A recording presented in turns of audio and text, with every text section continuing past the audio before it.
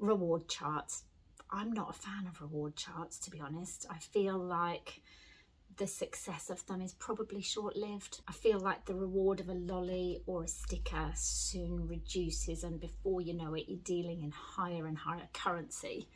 Before you know it, you might be promising them a puppy. And although it helps with compliance, I don't think that it does much for empathy or problem solving. And when children are doing something for a reward, then it takes away that internal pleasure and that self-esteem from being able to do something on their own to help out. So the feel-good factor comes purely from the reward and not from the act and the sense of achievement. I also don't like them because for some children it can cause pressure and shame, especially for those little sensitive children who do not get the prize if they haven't earned it. Where reward charts are used for things like sleep, it fails to recognise the real reasons why children aren't sleeping. So maybe the child's not tired enough.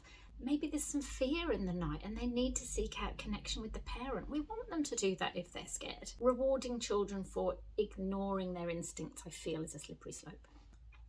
And furthermore, when children see parents as just the bringers of prizes, then they fail to see them as the supporting guide that we want to be. Kind of makes cooperation feel transactional, which can then turn an everyday connection into a bargaining opportunity. So what do we do instead? Be their hype crew. Any sleep is good sleep, right? So tell them, even if they've had a pretty rubbish night, focus on the bit of sleep they did have. Point out to them how good they must feel for having had that sleep. Or tell them that you noticed how hard they tried to stay in bed. Also, make sure that they overhear you talking to other people about how well they sleep, even if they don't. Because when any of us feel like we've done a good job at something, it makes us want to do even better, doesn't it? Make sure they understand why sleep is a good thing. Talk to them about how our brains work better. Talk to them about how it helps us grow too.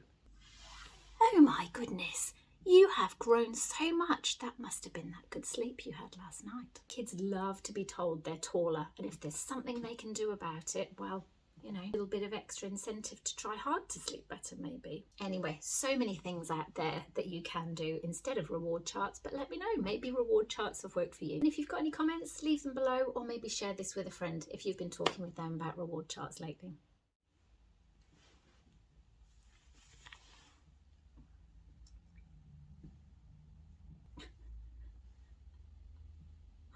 I thought that went in my coffee then.